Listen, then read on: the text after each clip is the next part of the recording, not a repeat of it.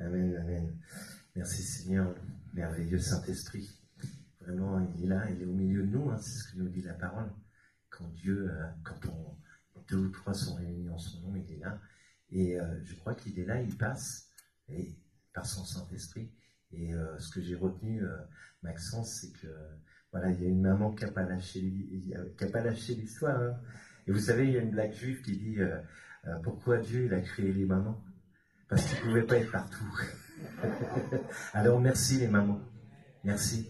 Vraiment, c'est tellement important, ne lâchez jamais rien dans la prière. Et je sais combien, voilà, pour les codépendants, c'est-à-dire ceux qui vivent, ceux qui accompagnent, que ce soit un drogué, que ce soit une personne alcoolique, enfin toutes les personnes qui sont dépendantes, combien c'est une véritable souffrance, une véritable épreuve. Donc il ne faut pas lâcher. Et merci Maxence. Et parce qu'on a besoin de ce genre de témoignage, on a besoin de se rendre compte que malheureusement le monde des ténèbres est tellement puissant. Alors on est avec Jésus. Vous savez qu'en 2024, les chiffres sont de la CPM, hein, 60% des 15-18 ans ont des pensées suicidaires. Et moi je vois une augmentation de tentatives de suicide, une augmentation de nouvelles addictions, une augmentation d'une violence qui s'est banalisée dans les écoles. Ceux qui m'ont entendu il y a quelques années, je ne prophétisais pas, hein, bien sûr que non, simplement ça fait 20 ans que je tombe dans les écoles, et je disais, vous verrez, il y a une dizaine d'années, hein, vous verrez, il y aura des jeunes qui tueront leurs professeurs dans les écoles. Et je disais, il y aura des jeunes qui tueront leurs camarades. Et c'est terrible parce que ce monde des ténèbres, malheureusement, aujourd'hui, prend possession. Et c'est pour ça qu'il faut récupérer le territoire que l'ennemi nous a volé, frères et sœurs. Et il faut vraiment le récupérer parce que c'est une question vraiment, voilà, c'est un enjeu de civilisation. Hein. Le diable, il est en train de déconstruire nos jeunes, et ça passe aussi par les plus anciens parce qu'on est perdu. Et il y a quelque chose qui nous remet toujours en chemin. C'est Jésus. Et il est le chemin, il est la vérité, il est la vie. Il est celui qui a autorité sur notre vie. Et plus nous rentrerons dans ce chemin, plus nous aurons un chemin banalisé. Ça ne veut pas dire que ça sera direct. Non, on aura des ennuis, c'est le chemin. Mais il sera là avec nous. Et il nous aidera. Et donc, aujourd'hui, effectivement... voilà, c'est avec beaucoup plus de recul que Maxence, puisque moi, ça fait... Voilà, malheureusement, quand Maxence est rentré dans la drogue, moi je m'en sortais.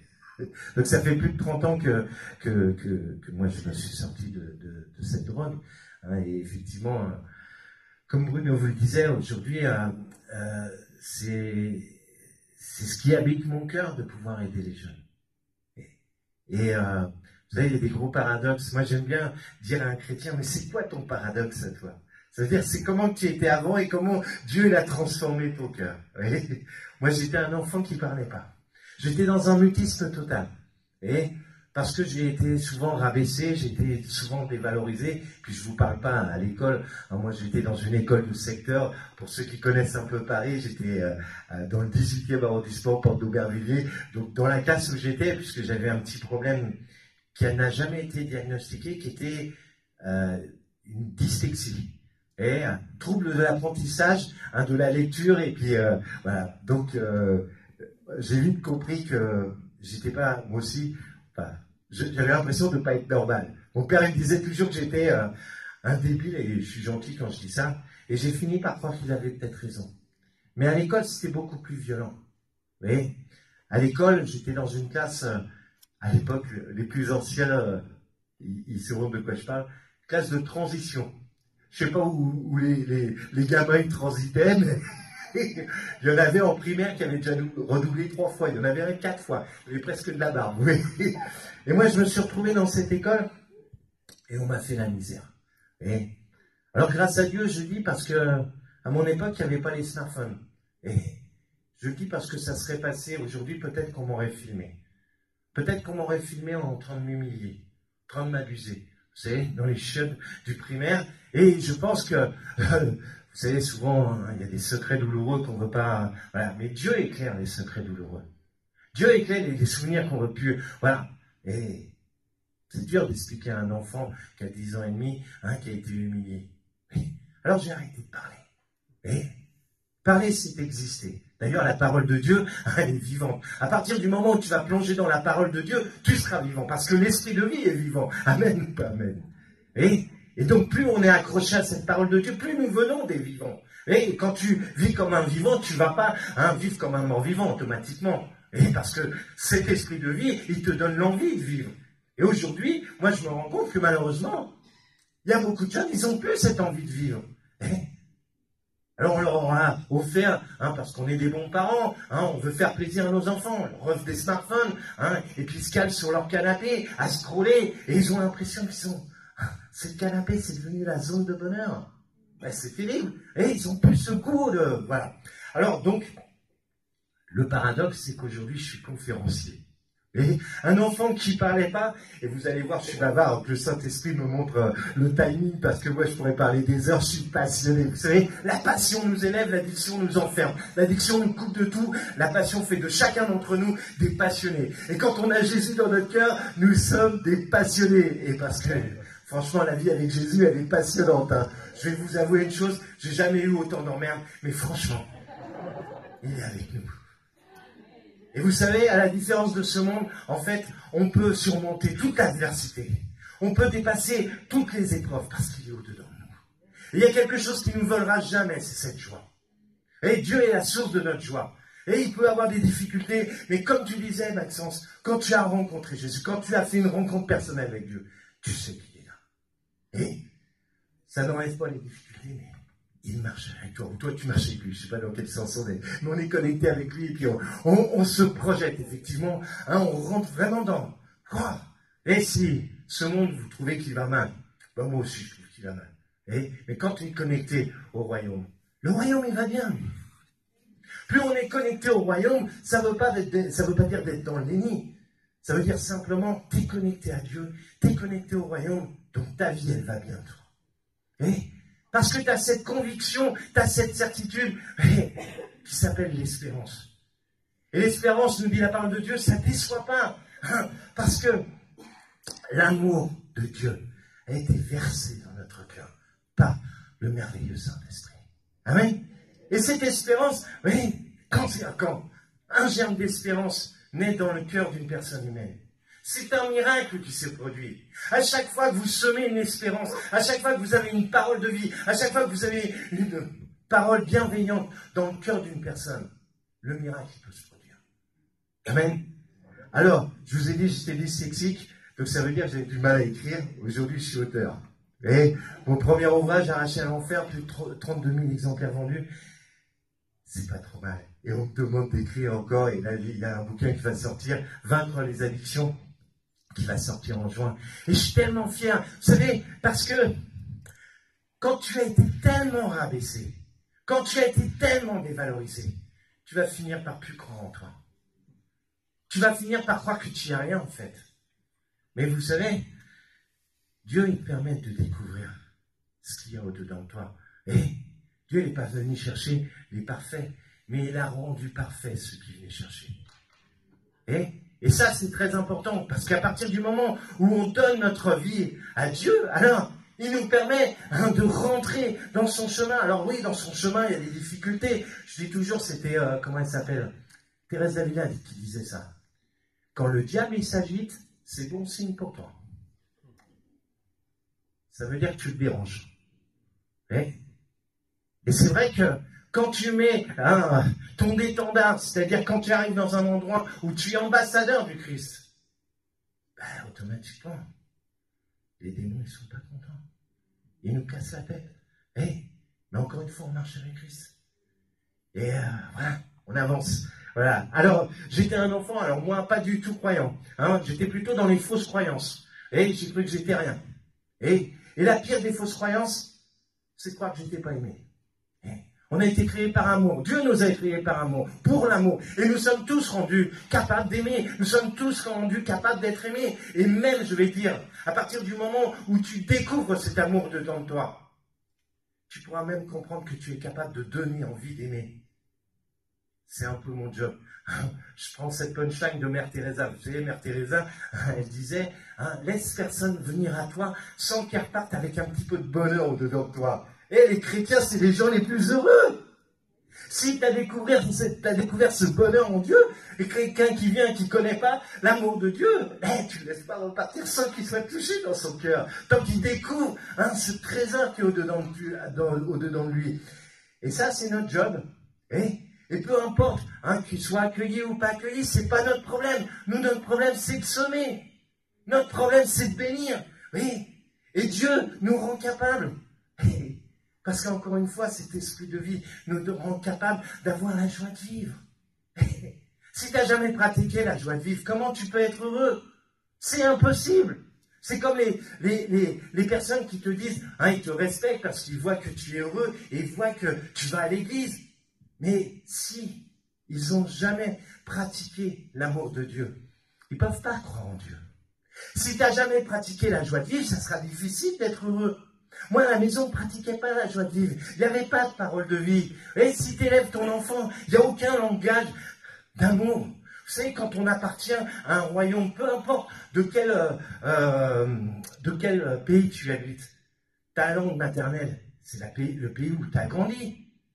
Si tu fais partie du royaume des cieux, ta langue maternelle, ce sera un langage d'amour. Et ce langage d'amour, il est universel. Oui, et nous sommes capables, en tant que chrétiens, d'avoir ce langage d'amour. Nous sommes capables d'être bienveillants. Nous sommes capables d'avoir de l'empathie. Nous sommes capables d'avoir de la compassion.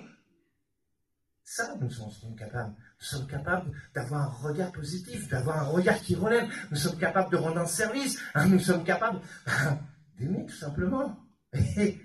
Et le problème, c'est que si tu n'as jamais entendu une parole qui t'élevait, ou tu as entendu uniquement des paroles qui te rabaissaient, qu'est-ce qui va se passer? Alors j'étais un enfant très tourmenté, j'étais un enfant, pour ne pas dire traumatisé. Alors je vous ai dit, je pense que c'est intéressant de comprendre que quand ton cœur il va mal, ta tête elle peut avoir tendance à aller mal. Et il peut se passer en toi des difficultés. Alors, j'ai jamais rien dit à personne, moi. Vous savez, la souffrance, ça faisait partie de ma vie. Et on s'habitue, malheureusement. Et on a même l'impression que c'est à cause de nous. Vous voyez la double peine, c'est-à-dire que tout ce que tu prends, toutes les paroles, tous les gestes qui sont sur toi, en fait, tu culpabilises parce que tu penses que tu le mérites. Mais non, c'est pas vrai. Et donc j'étais un enfant terrorisé. Et j'ai jamais rien dit à personne, le mal qu'on m'a fait. Moi, les seules choses qui m'ont marqué quand j'étais petit, c'est même pas la souffrance qu'on m'a fait subir, parce que je pensais que c'était normal. C'est terrible de dire ça. Ce qui m'a le plus marqué, c'était quand on était à table. Juste là, rien de dramatique. On mangeait à la maison, il y avait mon père, ma mère, mon frère. Mon frère, c'était mon aîné. Il avait 6 ans de plus que moi. Il est parti de la maison quand il avait 18 ans. J'ai basculé dans la délinquance à 12 ans. Vous savez ce qui m'a le plus marqué? C'est qu'à la maison, quand on mangeait le soir, on n'avait pas le droit de parler. Tout à l'heure, je vous ai dit, tu parles pas, tu n'existes pas. On n'avait pas le droit de parler parce que mon père regardait la télé. Les plus anciens, vous vous rappelez, les meubles, là, c'était... Et on n'avait même pas le droit de regarder la télé. Et j'ai cru que mon père préférait sa télé à ses enfants. Vous imaginez un enfant qui croit que son père il préfère la télé à ses enfants? Moi, j'étais un enfant qui était, à un moment donné, incapable de regarder les autres. J'étais bouffé par la peur. Si tu es bouffé par la peur, c'est normal qu'à un moment donné, tu rentres dans la dépression. Mais par contre, si tu nourris la joie dedans de toi, tu vas comprendre très vite que tu es capable d'être heureux. Je ne sais pas, mon frère, ma soeur, ce que tu nourris, mais nourris la joie dedans de toi. Une joie qui demeure, une joie qui vient vraiment réanimer la flamme, ce feu qui est au-dedans de toi. Alors, j'étais un enfant, je n'osais même pas regarder le monde, mes parents non plus. Aujourd'hui, grâce à Dieu, j'ai plus peur. Quand je regarde quelqu'un, je regarde d'abord la couleur de ses yeux. C'est le reflet de ce qui est au-dedans de nous. Et je vais vous dire, j'aime beaucoup ce fondateur qui a écrit, alors je ne sais plus le titre, c'est les chrétiens, les gens les plus heureux. Ouais. Et moi, je vais vous dire, les gens les plus heureux que je vois, bien sûr, ils sont chrétiens, mais vous savez pourquoi ils sont heureux? Parce qu'en fait, ce sont des rêveurs. Le chrétien, c'est un rêveur. C'est pas quelqu'un qui est endormi. Non, c'est quelqu'un où Dieu a déposé un rêve au-dedans de toi. Et si Dieu éprouve des rêves au-dedans de toi, il n'y a aucune raison que tu ne les réalises pas. Oui. On a besoin de rêver, on a besoin de rêver d'un monde meilleur, on a besoin de rêver que ce Saint-Esprit va nous conduire, ce chant. Soyez des influenceurs, c'est ça à peu près, influencer le monde autour de vous. Le chrétien est un influenceur. Et plus tu vas rentrer dans tes rêves, où tu as l'impression que c'est... Moi, vous savez, je commence juste à découvrir le monde du business. Parce qu'avec cette association, on parle de business. Moi, je suis un missionnaire. Je veux dire, tant que Jésus passe dans les cœurs, voilà, mais là, il faut monter des trucs. Faites, il y a des spécialistes. Mais mon rêve, c'est quoi? C'est que de plus en plus de jeunes soient touchés, de plus en plus de jeunes soient impactés par la louange, par la parole de Dieu, par des actes concrets. Et donc, moi, j'étais tout sauf un rêveur. Et donc, j'ai commencé, moi aussi, à la drogue. J'ai commencé très, très tôt, très, très vite. Quand j'étais petit, alors vous me dites un peu ce que je vous ai dit, ça me va. Quand j'étais petit, en fait, même pour pleurer, je me cachais. Pleurer, c'est une émotion. Et on a besoin de pleurer. Même Jésus, il a pleuré. Mais moi, je pleurais en cachette. Quand tu pleures, tu aimes bien être consolé. Mais il n'y a personne qui pouvait me consoler. Mon grand frère, je ne lui ai jamais dit ce que j'avais vécu. Puis après, il est parti de la maison. Ma maman, c'était compliqué. Vous savez, ma maman, elle m'a jamais dit non. Alors ça pourrait être sympa, Une maman qui ne dit jamais non. Mon père, on ne se parlait pas, c'était trop compliqué. Maman, j'aurais pu me faire un piercing. Elle m'aurait dit, oh, c'est bien, mon fils. Et à un moment donné, tu as parlé d'autorité. Une absence d'autorité pour un enfant, c'est un crime. Un crime. Vous voyez, ça rassure l'enfant d'avoir un cadre. Moi, je n'ai pas de cadre. Et là, je reviens aux émotions de pleurer. Quand tu pleures et qu'il y a quelqu'un qui met la main sur ton épaule, un frère, une sœur, quelqu'un qui te console, mais tu sais, quand tu es consolé dans ton cœur, ça te fait du bien. Tout le monde a fait cette expérience. Quand tu perds un proche, on te console, on se serre dans les bras. Quand il y a une épreuve, on est là. Si ta personne comprends une chose, l'Esprit de Dieu est un esprit consolateur. Mais si Dieu n'est pas avec toi, moi on m'a jamais parlé de Dieu. Pourtant j'avais été baptisé, mon père il était athée, ma mère elle croyait toutes sortes de croyances. Mais on m'a jamais enseigné l'amour de Dieu. Jamais on m'a dit que Dieu était amour. Jamais. Moi vous savez ma prière, c'était pas une prière qui s'adressait à Dieu, parce que je ne connaissais pas. Ma prière c'était un vœu. Et tous les jours je faisais le même vœu. Je me disais juste, si je pouvais juste changer de corps. Parce que ces garçons m'avaient volé ma dignité. Et t'as beau te laver au savon, t'as l'impression d'être ça. Le deuxième vœu, encore plus stupide, je me disais si je pouvais juste avoir à la place de la tête une télé. Juste pour être regardé par mon père. Comment tu peux avoir de l'estime de toi si tu n'as jamais été regardé? Comment tu peux avoir confiance en toi si tu n'as jamais été valorisé? Et si tu n'as jamais entendu une parole de vie? S'il n'y a jamais eu un langage d'amour? Alors j'ai commencé la haine. La haine, c'est violent. Généralement, quelqu'un qui va mal, mais ça j'en parlerai peut-être dans les ateliers, il a deux réalités. Une violence, une colère dedans lui. Et aujourd'hui, le monde propose tellement la violence. Ou alors cette violence, tu vas la rabattre contre toi. Tous les toxicos, ils se font du mal. Tous les jeunes que je vois qui se mutilent, qui se scarifient, l'anorexie et compagnie. Notre corps, il est sacré. Notre cœur, c'est le temple de l'esprit. Ne l'oublions jamais. Alors j'ai commencé à avoir la haine. J'ai commencé à me battre avec ces garçons. J'ai appartenu à une bombe. La première fois que j'ai fumé du shit, quand je suis rentré chez moi, mon père pouvait regarder sa télé, c'était plus mon père. Et mes parents, ils ne savaient plus quoi faire. C'est pour ça que je remercie la maman. Parce que je leur ai fait vivre tellement de malheur. Mais à la différence de toi, ma soeur, c'est que mes parents, ils ne savaient pas prier. Ils n'avaient pas Dieu. Alors, ils m'ont laissé faire ce qu'ils voulaient. Par grâce de Dieu, j'aurais pu être placé dans un foyer, ils m'ont gardé. Et je dis bien par grâce de Dieu. Parce qu'aujourd'hui, on voit bien comment les foyers, ça se passe. Ah, c'est gentil, ça va. J'ai l'air d'avoir soif. Quand vous allez voir Ballon qui va pendre. Alors, en fait, voilà, j'ai commencé à prendre encore plus de drogue. 1978, excusez-moi pour les chiffres, j'avais 14 ans. J'ai commencé à m'injecter un produit qui s'appelle l'héroïne. J'ai arrêté en 1993. Toute cette période-là, j'étais dans la dure, comme on dit. Peut-être pour les plus anciens, dans les années 80, on a parlé du sida. Le sida, je l'ai vu arriver dans mon quartier. Et c'est une maladie honteuse. Moi, j'ai fait plusieurs cures de désintoxication pour arrêter la drogue. À chaque fois, je retombais. J'étais toujours prisonnier là-dedans. Vraiment, j'ai fait les 400 coups, j'ai fait les pires des conneries. Et puis un jour, je me suis retrouvé dans une ferme pour décrocher complètement. C'était la première fois que j'avais vraiment arrêté pour de bon. Mais je ne savais pas que l'addiction, c'était une maladie chronique. C'est une pathologie qui revient. Si tu n'as pas une motivation supérieure, c'est Dieu qui nous motive. Hein.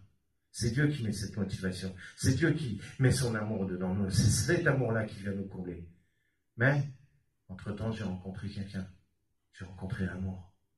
Moi, j'étais une personne qui ne savait pas aimer. J'étais dans les fausses croyances. Aimer, pour moi, c'était coucher. J'étais un peu déglingué dans mon... Vous savez, aujourd'hui, on voit très bien, hein, malheureusement, s'il n'y a pas de sentiments. Et donc, j'ai rencontré quelqu'un. On a commencé à vivre ensemble. Bien sûr, Dieu, il n'était pas dans ma vie. Donc, j'étais un peu désordonné.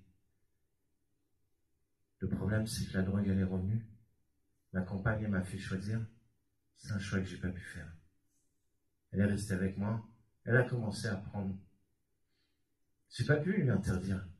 Tous mes potes, ils se droguaient. C'était un monde de dingue. Et puis là, on a touché le fond. Et le livre Arraché à l'enfer, bah, c'est ça. Se retrouver dans des endroits, je ne vais pas trop rentrer dans les détails, c'est pas le lieu. Et quand on parle d'enfer, c'est vraiment ça. On a essayé de décrocher. Et on a réussi. J'ai compensé par le shit. Vous savez, je le dis au passage, hein, on est dans un monde qui nous déconstruit. On est dans un monde qui nous conditionne à vraiment croire en n'importe quoi. À l'époque, on parlait de drogue douce quand on parlait du cannabis. Aujourd'hui, je vais vous dire, les dealers, ils se marrent. Hein. Vous savez comment on emploie le cannabis aujourd'hui? Cannabis récréatif. Voilà ce que nos enfants entendent. Cannabis récréatif. Et les paroles, ils sont tellement importantes. Alors, à force d'en fumer beaucoup, je commençais à psychoter. Hein. Je me réveillais le matin, j'étais légèrement tendu. Alors, j'ai compensé par l'alcool, ce qui est guère mieux. Je buvais dès le matin, je ne pouvais plus boire d'alcool fort parce que j'avais le foie qui était déjà démonté. Mais petit à petit, on a commencé à réussir à arrêter. Ma compagne, elle est tombée enceinte. Elle avait 20 ans, je venais d'avoir 24 ans.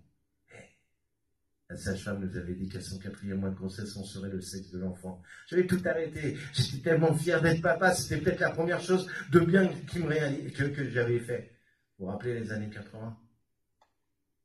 4e mois de grossesse, on a fait une échographie. Ouais, on n'a pas fait l'échographie, on allait faire l'échographie. Les médecins nous ont dit, il n'y aura pas d'échographie. Ils ont annoncé à ma compagne qu'elle avait le sida. On lui a fait une interruption thérapeutique de grossesse, c'est comme ça qu'ils ont présenté la chose. Le jour où l'enfant est mort, mentalement on est mort avec cet enfant. Ma compagne, elle est morte 5 ans après. C'était une période un peu compliquée. Dans cette période, j'ai totalement vrillé. Et puis, c'est passé un drame, comme il peut se passer un drame dans tout ce monde-là. J'ai juste été défendre un de mes potes sur un trafic. J'étais accusé d'homicide. Je me suis retrouvé en prison à Fresnes. À l'époque, il y avait déjà de la surpopulation, donc j'étais dans une cellule. Voilà, de 3, j'étais le 4e. Je vous épargne les détails, je ne suis pas là pour ça. Je dormais sur une paillasse. Et puis, on m'a appris que j'avais le sida. Ouais. À cette époque-là, il n'y avait aucun traitement. Donc, dans mes pensées, j'ai laissé venir vraiment ces pensées de mort. Pour moi, c'est... Voilà, je me suis préparé une lame, un objet tranchant, j'ai attendu que les détenus s'endorment. Et puis, je crois que pour la première fois de ma vie, j'étais en vérité avec moi-même. Et c'est la vérité qui nous rend libres. J'avais pas peur de mourir, c'est Dieu qui dit ça. J'avais peur de vivre. Mais il y a un truc qui me terrorisait. Pour un non-croyant, c'est particulier. Hein. En fait, j'avais peur de me retrouver en enfer. En fait, j'avais l'impression que la drogue m'avait possédé. Et tout ce que j'ai fait, c'était mal. Vous voyez, aujourd'hui, il n'y a pas une journée où je dis au Seigneur, apprends-moi à aimer. Et pour moi, la vertu la plus dure, c'est pas l'espérance, c'est pas la foi. La vertu la plus difficile pour moi, c'est la charité. Croyez-moi. En tout cas, c'est mon travail à moi. Hein. Mais tous les jours, je demande à Dieu de faire du bien. Alors bon, quand j'entends Paul qui dit même le bien que je veux faire, puis le mal que je veux pas le faire, voilà. Mais Dieu, oui, il nous relève à chaque fois. Alors, en fait, ça m'a tellement terrorisé, je me suis adressé à Dieu. J'avais une lame, j'ai attendu que j'ai détenu son âme, et il y a une parole qui résonne toujours dans mon cœur. Quiconque invoque le nom du Seigneur sera sauvé. Je ne sais pas pourquoi je me suis mis à pleurer. J'étais un dur, moi. Et plus je pleurais, plus je ressentais une paix intérieure. Je n'avais jamais ressenti cette paix. Et comme une présence, j'ai rien vu comme je vous vois. Ce que j'ai vu, par contre, je n'oublierai jamais. C'est en moi. Et Maxence, il nous a dit, il a entendu 3 fois, par 3 fois, je ne sais pas s'il a dit ton prénom, mais par 3 fois, il était réveillé. Et ben moi, Dieu, il est passé par un visage. Oh, c'était pas un visage multicolore, c'était comme une ombre. C'était au-dedans de moi comme une vision, hein, enfin comme un songe éveillé. Et sur ce visage, il y avait 2 mots en filigrane. Confiance, espérance. 2 mots qui m'ont jamais lâché. Moi, j'ai lâché la lame, j'ai commencé à me battre contre mes petits démons, et j'ai compris que Dieu, il était là. Et s'il était là, c'est pour moi. J'ai lâché, je me suis même fabriqué une croix. Je n'avais pas prié. Mais le premier miracle qui s'est passé, la justice des hommes a reconnu une légitime défense. Je suis sorti de prison, alors je vais vous dire, frères et sœurs, peut-être ça va vous choquer, je vous demande pardon par avance. Il ne s'agit pas de croire en Dieu. Parce que moi, j'ai cru en Dieu, il m'avait sauvé. Mais si ton cœur, il n'est pas tout brûlant pour Jésus, s'il n'est pas retourné comme une crêpe, c'est ça la conversion. Parce que même le diable, il croit en Jésus. Ben oui. Alors, je suis sorti de prison, hein, dès que j'ai revu, d'abord ma compagne, elle était grave malade, mes potes, ben, la première chose qu'ils m'ont proposé, la drogue. Et j'ai pas pu résister. Pourtant, Dieu, il était dans mon cœur. Et j'étais perdu. J'étais comme dans une prison intérieure. Et là, j'ai pété un câble. Et là, j'étais dans une autre prison. On m'a mis de force, crise de démence, ils appellent ça comme ça. Donc, je me suis retrouvé dans un lieu où, je vous dis, hein, parce qu'aujourd'hui, j'ai retrouvé ma dignité grâce à Dieu. C'est pour ça que j'ai pas honte. Parce que je sais d'où je viens. Moi, mon plus grand combat, c'était 20 ans de drogue. Mais ça a été ma plus grande victoire, ma plus grande force aujourd'hui. C'est mon passé. Et je ne l'oublierai jamais, ce passé. Mais, parce que, vous savez, moi, la souffrance, je ne l'ai pas lu dans des livres. Et quand tu l'as traversée grâce à Dieu, tu peux mieux comprendre la souffrance. Et tu peux mieux prendre la main de ton frère, ta sœur, et de la sortir. Et c'est comme ça qu'un germe d'espérance va rentrer. Alors, dans ce lieu où j'étais, moi, j'ai appris ça. Dans les hôpitaux psychiatriques, il y a des secteurs. J'étais dans un secteur isolé. Il n'y avait pas de barreaux aux fenêtres.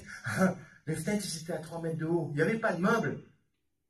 Il y avait un lit seulement. Et sur les murs, il y avait des matelas. Et ils ont commencé à m'attacher. Votre nom, ils disaient, c'est pour pas vous faire du mal. Comment ils savaient que j'allais me faire du mal? On n'est pas fait pour être attaché. D'ailleurs, Christ nous a affranchis de toute forme d'esclavage. C'est pour la liberté qui nous a été donnée. Amen ou pas amen? Et oui, c'est ce qu'on va vivre dans l'atelier. On va être libre. Alors, j'hurlais tellement qu'ils m'ont détaché. Ils m'ont mis ce qu'on appelle la camisole chimique. Ils montaient aux toilettes, j'étais incapable de... J'avais pas 30 ans, mon frère. Là, je dis ça à Maxence. C'est lui, il a 30 ans. Et là, je suis sorti parce que le sida s'est déclaré. Le foie qui a fibrosé. Et je me suis retrouvé à l'hôpital, dans un service de soins palliatifs, l'hôpital Bichat, à Port-Saint-Ouen. Je n'avais pas le droit de visite parce que j'ai fait tellement de bazar. Ma compagne, elle était là-bas, hein. Elle était bien avancée dans la maladie. Les médecins ne m'ont pas donné de jour, d'heure, mais d'après ce que j'ai compris, je n'étais pas loin de la mort. Mon système immunitaire était à moins 50 P4. J'avais le foie qui fibrosait, j'étais tout jaune. La seule visite que j'ai eue, c'était pas, j'avais pas le droit à la visite de copains, ils ne voulaient pas, ni de la famille. Ils avaient peur qu'on me ramène de la drogue. La seule visite que j'ai eue, c'est un bénévole. ce bénévole, Paul Emmanuel, c'est lui qui a eu une parole de vie. Ça a tout changé pour moi. C'est la première personne qui m'a dit que j'étais quelqu'un de bien. Je lui ai dit, attends, t'as pas le droit de dire ça. Cette personne-là était chrétien. Et on a commencé à parler de Jésus. Je lui ai dit ce que j'avais vécu, moi, comme tu dis, je croyais que j'étais fou. Bah oui. Cet homme-là, il m'a conduit dans une communauté religieuse qui accueillait des malades fin de vie. Cancer phase terminale, sida phase terminale. Quand je suis arrivé, je n'avais pas 30 ans toujours. On me mettait dans un fauteuil roulant. J'étais tellement usé, fatigué. Je suis resté 9 ans. 9 ans. La première année, on m'a appris la prière. Alors, vous savez, chez les cathos, ils apprennent des prières bizarres. Ils te donnent un truc, il faut la... J'aime beaucoup mon église. J'aime beaucoup les églises en règle générale. Mais ce n'est pas la quantité de chapelet qui est... C'est ton cœur. Mais moi, je faisais ce qu'on me disait. Alors, je priais pour ma compagne, elle ne pouvait pas se déplacer, j'étais dans le Tarn, dans la communauté des Béatitudes, pour ceux qui connaissent. Puis les médecins m'ont appelé, ils m'ont dit, Florence, elle est en train de mourir. J'ai passé 2 jours de nuit à côté d'elle. La seule chose que j'ai pu lui transmettre, c'est la paix dans son cœur. Elle a rejoint la maison du Père en paix. Ce jour-là, j'ai fait une promesse, ne plus jamais toucher la drogue. Ça fait plus de 30 ans, frères et sœurs. Je suis retourné dans cette communauté. C'était ma famille. J'ai jamais rencontré autant de bonté au mètre carré. Et les paroles de vie, ça fusait. Hein. Le langage d'amour, ouais. Mais ça prend vite. Les médecins ont trouvé un traitement contre le sida. J'ai fait partie des premiers protocoles. Ils ne comprenaient pas. Et pendant 3 ans, 4 ans, j'étais en rémission. 4 ans. Aujourd'hui, il y a encore des traitements. Prendre un traitement, c'est pas manquer de foi. Hein. Ok? Non, je le dis parce que des fois, voilà. Mais il y a une chose qu'ils m'ont dit, on ne comprend pas. Il y a quelque chose qui s'est passé en vous, dans votre santé. Si la médecine ne comprend pas, c'est pas grave. Alors, je suis rentré pleinement dans mon histoire. Je disais que je pouvais avoir une espérance. Et là, j'ai décidé d'être utile. J'ai décidé de faire du bien. Allez, c'était terminé. J'ai décidé. Tu as parlé d'alignement. Wow. Moi aussi, j'ai compris que je pouvais être aligné. J'ai pu aller au Pérou, très très loin, pour aider les plus pauvres dans les bidonvilles. J'étais à Callao, à Lima. Et là, j'ai compris que j'étais fait pour les jeunes, aider les jeunes. J'ai trouvé ma vocation, ma mission. Donc, je suis revenu dans cette communauté. Et dans cette communauté, voilà, j'ai rencontré la femme de ma vie. J'ai appris à aimer, j'ai appris à être aimé. Alors, c'est vrai que j'ai été blessé par le manque d'amour, le ressenti d'amour. On a fait ce chemin à Paris fou. On s'est marié à l'église. Ça fait 25 ans qu'on est mariés.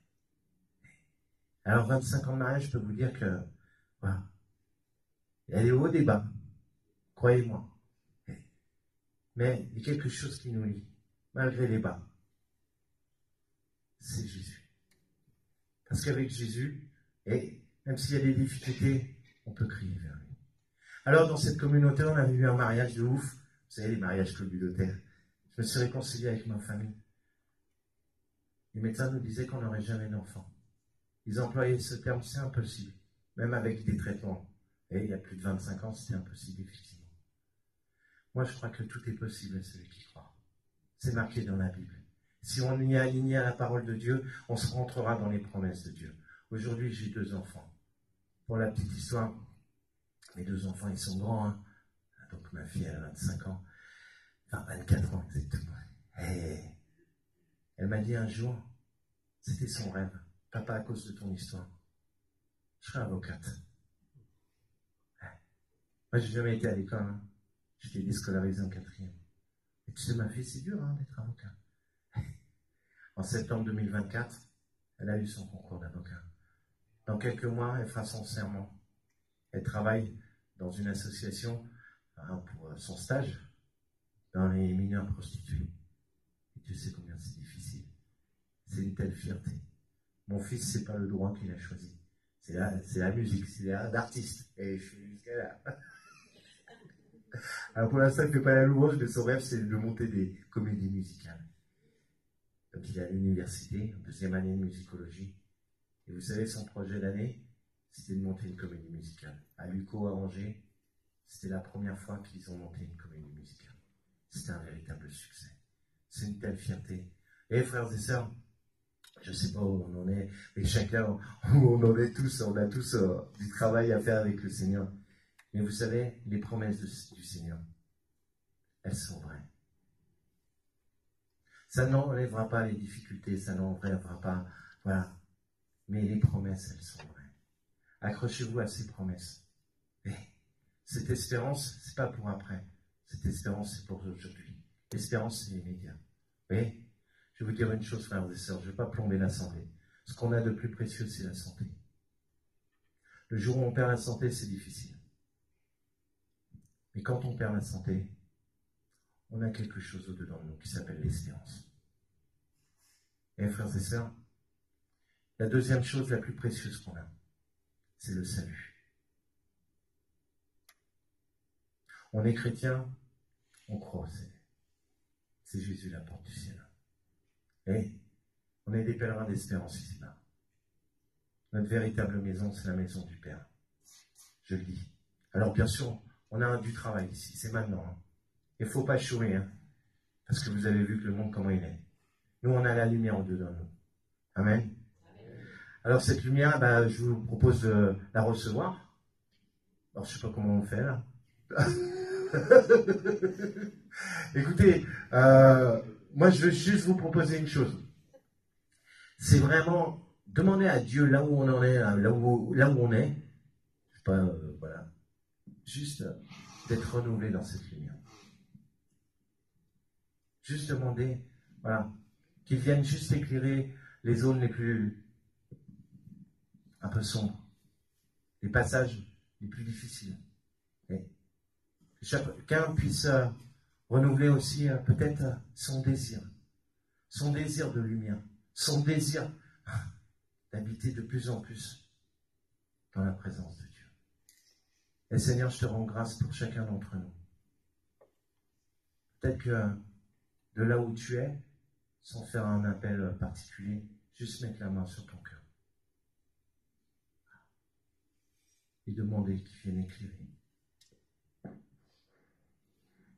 Par l'Esprit Saint, toutes ces zones qui sont peut-être encore un petit peu dans le monde des ténèbres ou je ne sais quoi. Et peut-être on va anticiper ce qui va se passer tout à l'heure. Peut-être tout ce qui t'empêche d'être totalement libre. Vous savez, j'aime bien cette définition de l'addiction. À partir du moment où tu as plus cette liberté de t'abstenir d'un produit, d'une pratique, tu es déjà dépendant. Et tu peux demander à Dieu maintenant qu'il vienne déjà éclairer cette dépendance. Juste mettre une lumière dessus. Seigneur, viens vraiment par ton Saint-Esprit, c'est que le début du week-end. Viens déjà éclairer, mettre en lumière. Et puis, l'Esprit Saint va continuer les choses. Et vraiment, n'hésitez pas à demander à Dieu. C'est pas rabâcher et demander. C'est juste qu'il mette cette lumière. Et quand il va mettre la lumière, mettez Jésus en même temps que la lumière. Et puis lui, il va venir nous relever, il va venir nous libérer, il va venir nous guérir au fond de notre cœur de ces blessures, de ces trahisons, de tous ces manquements d'amour. Merci Seigneur pour ce que tu fais. Vous savez, j'ai toujours fait ça et avec les amis qui font confiance, et ça c'est une véritable preuve d'amour et d'amitié et des frères. Souvent vous le faites aussi, vous dites merci d'avance. Et bien là, en début de cette convention, tu peux dire déjà au Seigneur dans ton cœur, merci d'avance pour tous les bienfaits qu'il va faire. Amen. Amen. Amen. Amen. Merci beaucoup, Laurent. Merci. Merci à chacun. Ça va, je suis dans le temps.